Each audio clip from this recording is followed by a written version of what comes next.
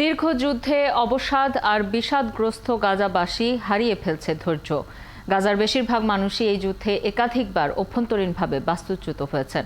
এদিকে বর্জ্য ব্যবস্থাপনা ভেঙে পড়ায় গাজার পরিবেশ চরম অস্বাস্থ্যকর হয়ে পড়েছে। এতে বেড়েছে রোগবালাই। আরও জানাচ্ছেন সৃষ্টি ঘটক। ছুটতে ছুটতে আমরা ক্লান্ত। হয় কোনো সমাধানে আসুন, নয়তো আমাদের উপরও একটা বোমা ফেলে সব যন্ত্রণা থেকে মুক্তি দিন। এই দুর্যোগ সহ্য করার ক্ষমতা আমরা হারিয়ে ফেলছি।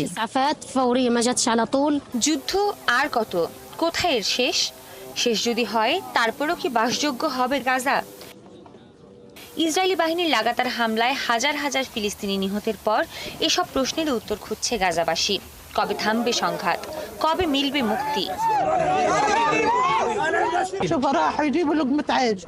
রাত 1টার দিকে আমরা গভীর ঘুমে হঠাৎ বুঝতে পারি আমাদের ভবনটি দুলছে। চোখের নিমিষেই ধসে পড়ে।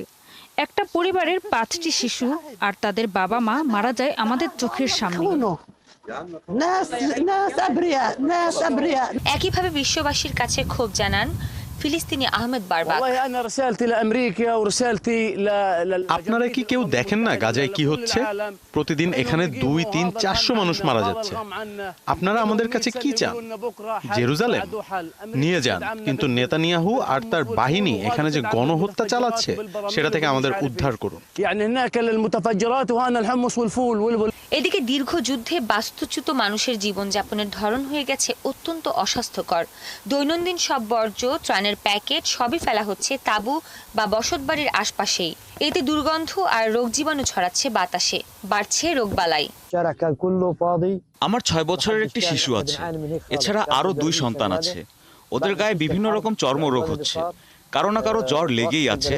কিছুতেই সুস্থ রাখতে পারছি না ওদের।